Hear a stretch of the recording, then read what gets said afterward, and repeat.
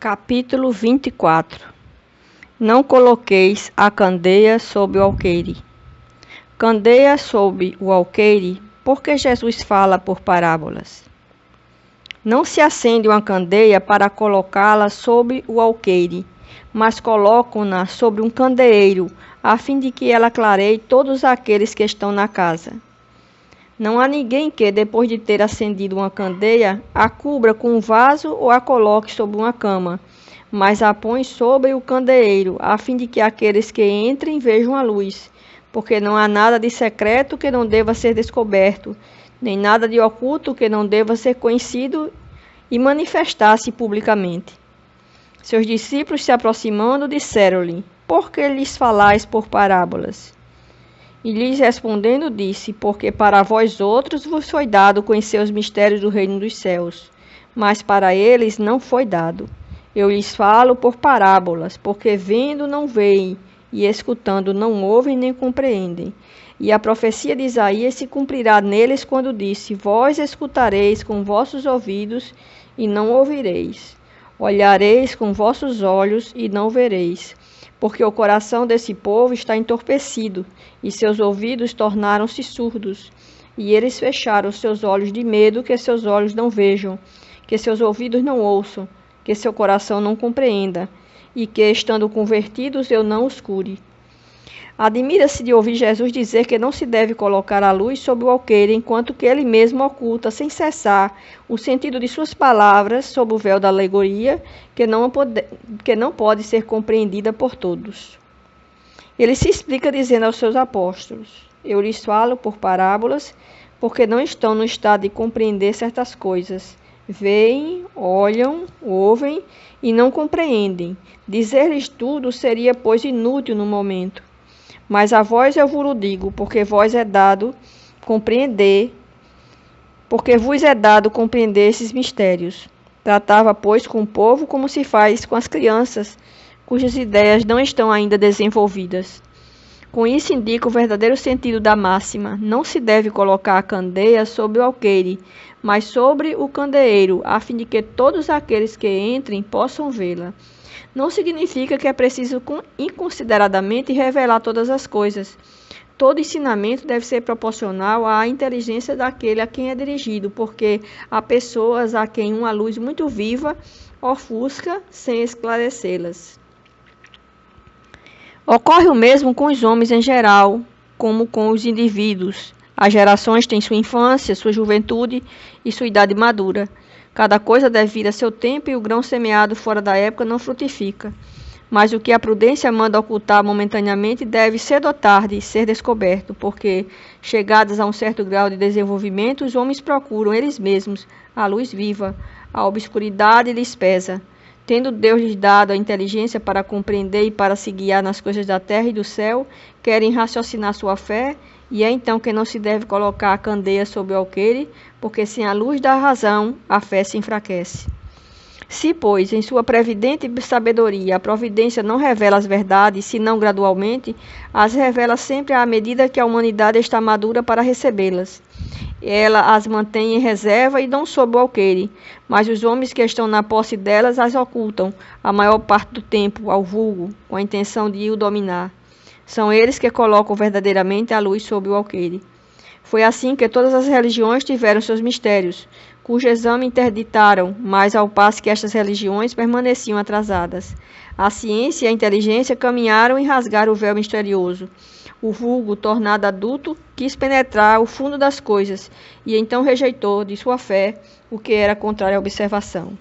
Não pode aí haver mistérios absolutos, e Jesus está com a verdade quando diz que não há nada de secreto que não deva ser conhecido. Tudo que está oculto será revelado um dia, e que o homem não pode ainda compreender na terra, lhe será sucessivamente revelado nos mundos mais avançados, e quando estiver purificado neste mundo, ele está ainda no nevoeiro. Pergunta-se que proveito o povo poderia tirar dessa multidão de parábolas, cujo sentido ficou oculto para ele. Deve-se observar que Jesus não se exprimiu por parábolas, senão sobre as partes de alguma sorte abstratas de sua doutrina. Mas, tendo feito da caridade para com o próximo e da humildade a condição expressa de salvação, tudo o que disse a esse respeito está perfeitamente claro, explícito e sem ambiguidade. Devia ser assim, porque era a regra de conduta, regra que todo mundo devia compreender para poder observá-la. Era o essencial para a multidão ignorante a qual se limitava a dizer: eis o que é preciso fazer para ganhar o reino dos céus. Sobre as outras partes, não desenvolvia seu pensamento senão aos seus discípulos. Estando estes mais avançados, moral e intelectualmente, Jesus pudera iniciá-los nas verdades mais abstratas. Por isso ele disse: àqueles que já têm, será dado ainda mais. Entretanto, mesmo com seus apóstolos, permaneceu reticente sobre muitos pontos, cuja completa inteligência estava reservada para tempos ulteriores. Foram esses pontos que deram lugar a interpretações tão diversas, até que a ciência de um lado e o espiritismo do outro vieram revelar as novas leis naturais que fizeram compreender seu verdadeiro sentido. O espiritismo veio hoje lançar a luz sobre uma multidão de pontos obscuros. Entretanto, não a lança inconsideradamente. Os espíritos procedem nas suas instruções com admirável prudência. Não foi senão sucessiva e gradualmente que abordaram as diversas partes conhecidas da doutrina, e é assim que as outras partes serão reveladas à medida que o momento tenha chegado para fazê-la sair da sombra. Se a tivesse apresentado completa desde o início, ela não teria sido acessível senão a um pequeno número. Teria mesmo assustado os que para isso não estavam preparados, o que teria prejudicado a sua propagação. Se, pois, os espíritos não dizem ainda tudo ostensivamente, não é porque haja na doutrina mistérios reservados a privilegiados, nem que coloque a candeia sobre o alqueire, mas porque cada coisa deve vir no seu tempo oportuno. Eles deixam a uma ideia o tempo de amadurecer e se propagar antes de apresentarem uma outra, e aos acontecimentos o de lhe preparar a aceitação. Não vades aos gentios.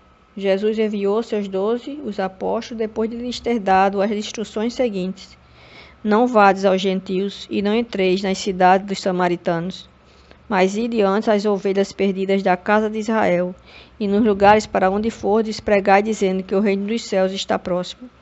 Jesus prova em muitas circunstâncias que suas visitas não estão circunscritas ao povo judeu, mas que abarcam toda a humanidade. Se, pois, disse aos seus apóstolos para não ir aos pagãos, não foi por desdenhar sua conversão, o que teria sido pouco caridoso, mas porque os judeus que criam na unicidade de Deus e esperavam o Messias estavam preparados, pela lei de Moisés e os profetas, para receber a sua palavra. Entre os pagãos, a própria base faltando, tudo estava por fazer, e os apóstolos não estavam ainda bastante esclarecidos para uma tão pesada tarefa. Por isso, lhes disse: ide às ovelhas desgarradas de Israel, quer dizer, ide semear num terreno já preparado, sabendo bem que a conversão dos gentios viria a seu tempo. Mais tarde, com efeito, no centro mesmo do paganismo, os apóstolos iriam plantar a cruz. Essas palavras podem se aplicar aos adeptos e aos propagadores do espiritismo. Os incrédulos sistemáticos, os escarnecedores obstinados, os adversários interessados são para eles o que eram os gentios para os apóstolos.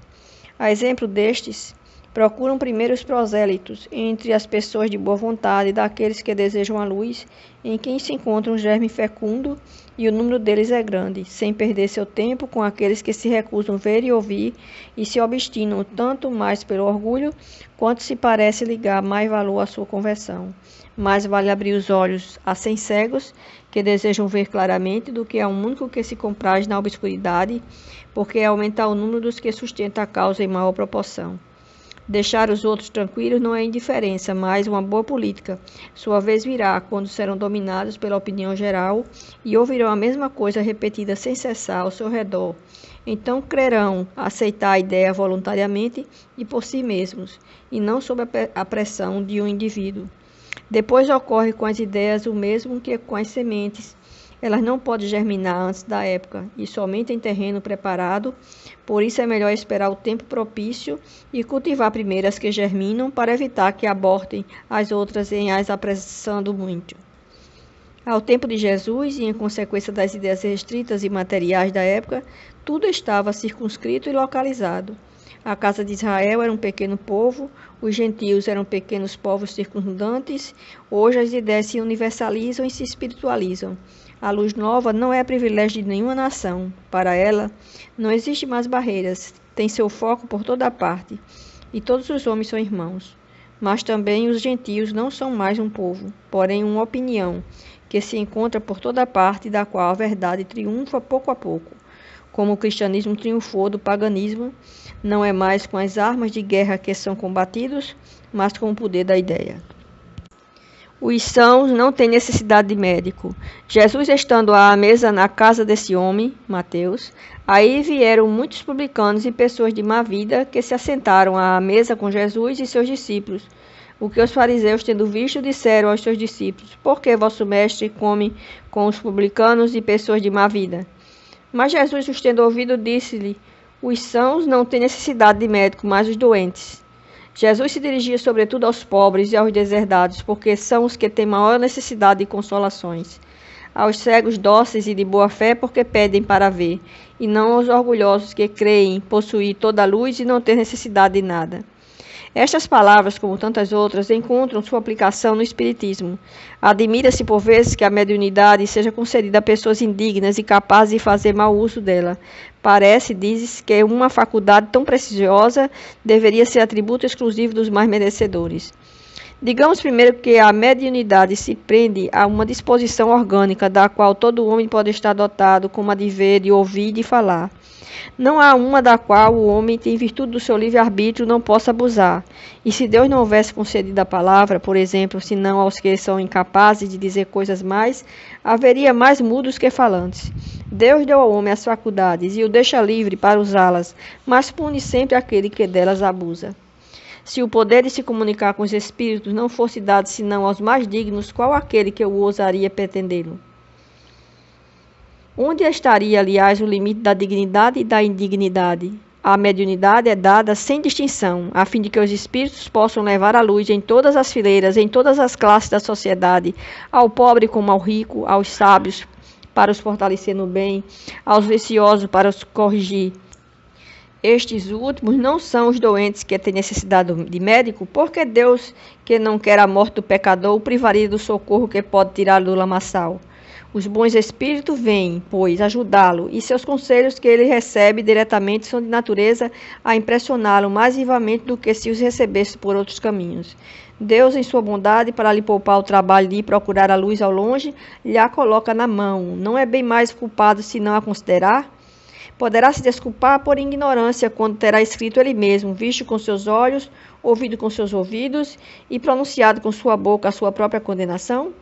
Se não aproveita, então que é punido com a perda ou desmoralização de sua faculdade, da qual os maus espíritos se apoderam para obsediá-lo e enganá-lo sem prejuízo das aflições reais com que Deus atinge seus servidores indignos e os corações endurecidos pelo orgulho e pelo egoísmo. A mediunidade não implica necessariamente em intercâmbio habitual com os espíritos superiores, é simplesmente uma aptidão para servir de instrumento mais ou menos flexível aos espíritos em geral. O bom médium não é, pois, aquele que comunica facilmente, mas aquele que é simpático aos bons espíritos e não é assistido senão por eles. E é neste sentido somente que a excelência das qualidades morais tem tanto poder sobre a mediunidade.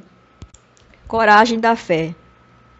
Todo aquele que me confessar e me reconhecer diante dos homens, eu o reconhecerei e confessarei também, eu mesmo, diante do meu Pai que está nos céus.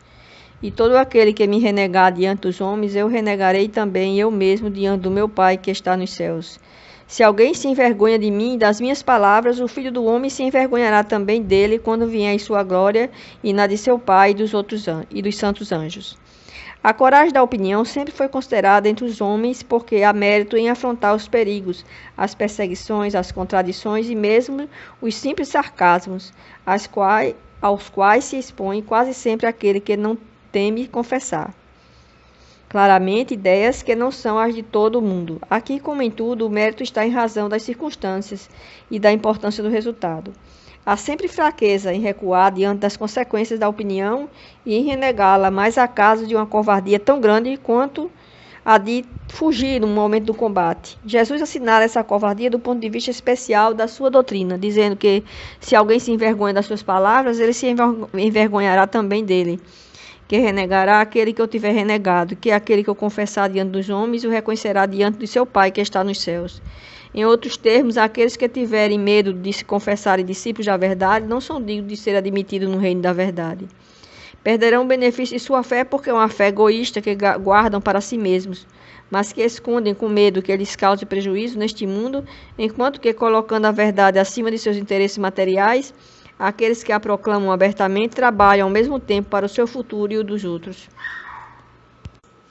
Assim o será com os adeptos do Espiritismo, uma vez que a sua doutrina, não sendo outra senão o desenvolvimento e a aplicação do Evangelho, é a eles também que se dirige as palavras do Cristo: semeiam na terra o que colherão na vida espiritual.